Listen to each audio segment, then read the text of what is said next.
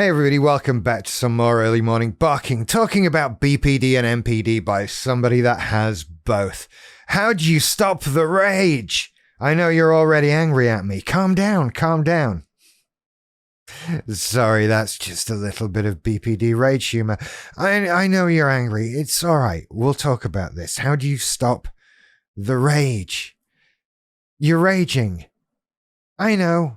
I get it. I've been there. When that person cuts you up in traffic, when the till at the supermarket doesn't print your lottery ticket properly, when the thing that they said was in stock and you drove all the way out there and it wasn't in stock, and those people that when you're walking along in the street, they just stop and you walk into them, you're like, there are other people on the planet, you moron. All of this, the rage, I know, right? I get it. I do.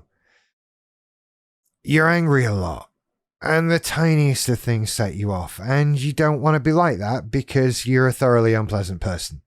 I've been there. Like I say, I've been the guy who gets out of his car to go and yell at the other guy in his car in the hope that he will get out. I don't know what I was hoping for at that point. Like for a fight, that's weird and screwed up, but I used to be like that. And now I don't do anything like that. The rage is gone. So how did I stop it? Well, okay. This is a bit where you get even more angry at me. I'm sorry. I know what I'm going to do. I know what I'm going to say. And I know it's going to... As they say, the truth will set you free, but first dish will piss you off. And this is one of those times. I'm sorry. I'm going to come at you with a question, and it's one of those annoying questions that's going to make you roll your eyes, and I get it. But hang on, stick with me. Let me come in a bit. This is squeaky. I need some WD-40 on it. Let me ask you this. When you rage, what are you really mad at? Really, what are you mad at? Are you mad at the person who just cut you up? Really? Isn't that so patronizing and condescending?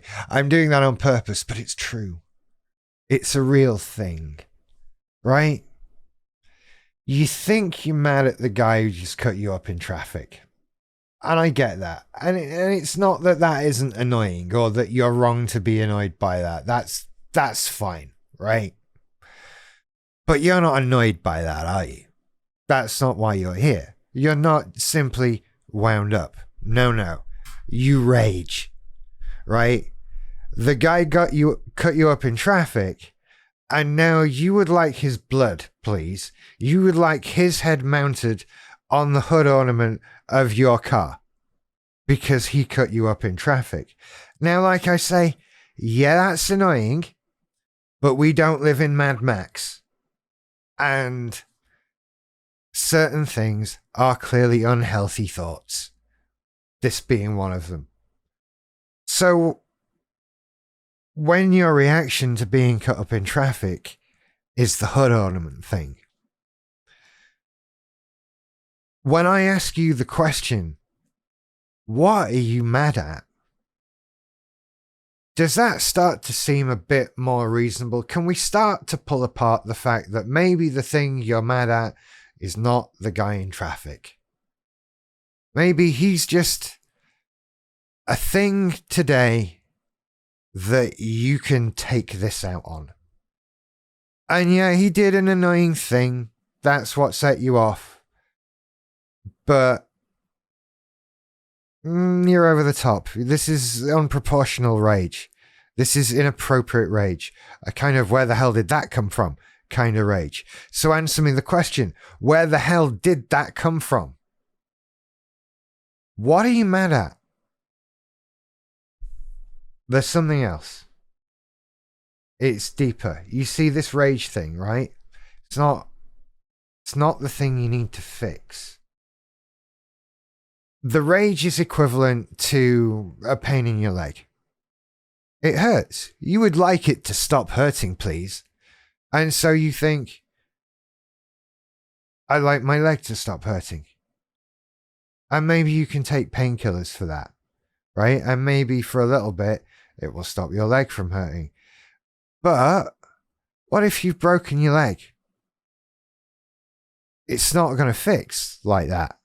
You can take painkillers. You might, granted, need some very strong painkillers, but you could take something that would get you over a broken leg for a bit. And then what happens? The pain comes back because the painkillers have worn off and you've got a broken leg. The only way you stop that pain is by fixing the broken leg. No amount of painkillers is going to help the situation. It's just a temporary fix for a full-time problem. And you need to fix the problem. The problem is a broken leg. And so emotionally, when you rage, what I'm really asking you is, what is your broken leg? What is the thing that is causing you so much pain that when you get cut up in traffic, it's going to be on the news?